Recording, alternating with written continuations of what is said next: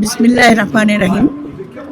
আজকে বাংলাদেশ জাতীয় দলের আরেকটি গুরুত্বপূর্ণ দিন, কারণ আজকে জাতীয় দলের সংরক্ষিত মহিলা আসন যারা মনোনীত হয়েছেন তাদের আজকে এখানে নির্বাচন কমিশনে তাদের কাগজপত্র জমা দেওয়ার দিন।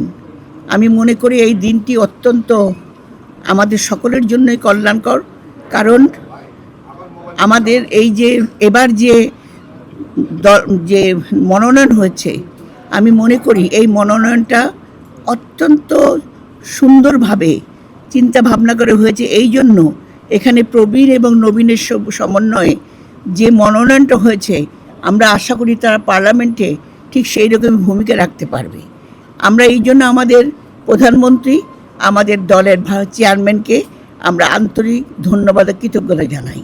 আরেকটা কথা বলতে পারি, এখানে যারা আছেন, যে সমস্ত মহিলারা এবার নির্বাচিত হবেন, তাদের সবার পক্ষ থেকে আমি একটা কথা বলছি, এই ত্রয়োদশ সংসদে আমরা সবাই আসতে পেরে আজকে ধন্য এই কারণ এটা অত্যন্ত গুরুত্বপূর্ণ একটা সংসদ, যেখানে আমরা 17 বছর পরে যে সংসদ গণতন্ত্র উত্তরণে এবং বাংলাদেশকে সমৃদ্ধশালী করার লক্ষ্যে কাজ করবে এবং আমরা কাজ করব।